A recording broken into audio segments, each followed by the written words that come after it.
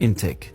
The piston descends, sucking an air-fuel mixture into the cylinder through the intake port, with both intake valves open. Next, compression. With all valves closed, the piston comes back up, compressing the fuel and air mixture for more powerful combustion. Then, the power stroke. An electrical spark ignites the compressed fuel and air mixture, and the resulting combustion forces the piston to the bottom of the cylinder again. A connecting rod transfers this power to the crankshaft. Finally, exhaust. The piston comes back up, pushing the spent mixture out through open exhaust valves and the exhaust port, connecting multiple pistons. For smooth power delivery, pistons take turns firing. The firing order for this engine is 1, 3, 4, 2. Camshafts with specially shaped cams push spring-loaded valves open in turn. Cam gears and a timing belt or chain links everything to the crankshaft, and it all spins together. The crankshaft translates piston power out of the engine. It has counterweights to balance against the pistons for perfectly smooth revolutions. This is what RPM means. We're counting the number of full crankshaft revolutions per minute. The engine block holds the crankshaft and cylinders, and the cylinder head holds valves, ports, cams, etc. A geared flywheel sits at one side of the crankshaft for connection to a transmission. It's also where the starter connects to the system. This engine has 4 cylinders arranged in a single row, but there are many other possible configurations, like 6 cylinders with 3 on each side, angled in a V-shape, or 8. Despite different design goals, the basic engine parts are all there. Now let's look at other systems that support this combustion process. Air intake. Air comes in through the air filter and then into the intake manifold, where it mixes with fuel before being sucked into individual cylinders through intake ports.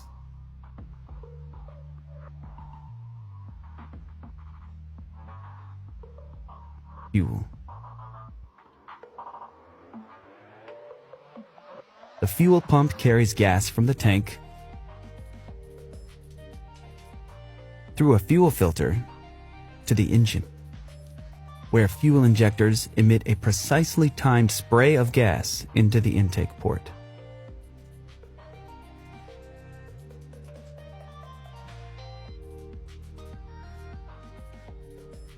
Cooling.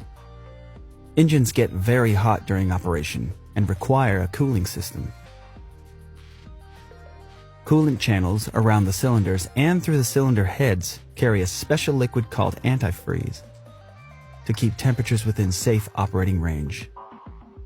It's called antifreeze because it won't freeze in icy weather.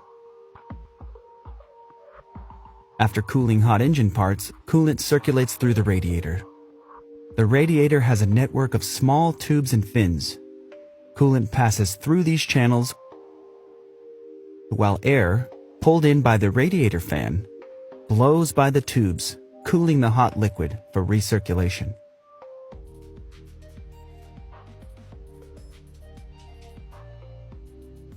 A water pump keeps the coolant system flowing and properly pressurized. The thermostat regulates coolant temperature by either routing coolant back through the engine or to the radiator for further cooling. Electrical. The spark plug delivers the electrical spark that ignites the fuel-air mixture for combustion. The metal core is insulated from the outer metal casing with porcelain. The spark jumps between these conductive surfaces.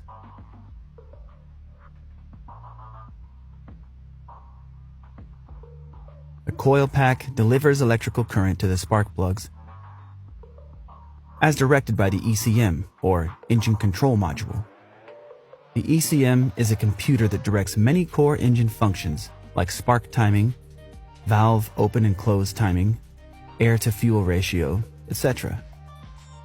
The alternator works like a power generator, converting the engine's mechanical energy into electricity to charge the battery or run other electrical systems while the engine is running.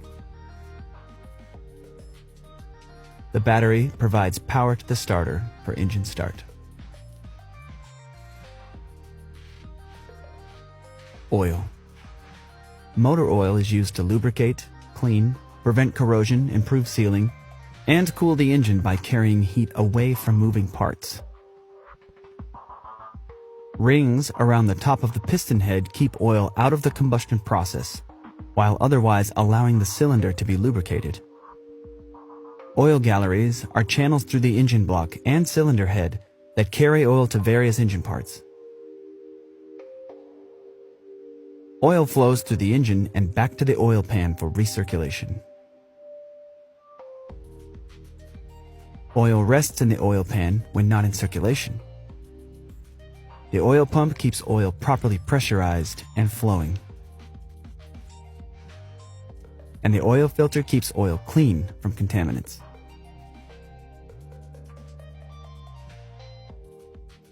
Exhaust.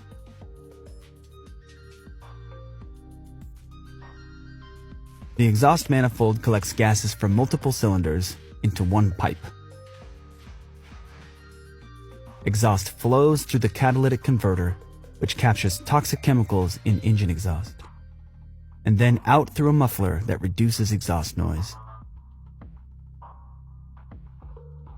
And finally, here's the full functioning engine with all the basic systems we've discussed.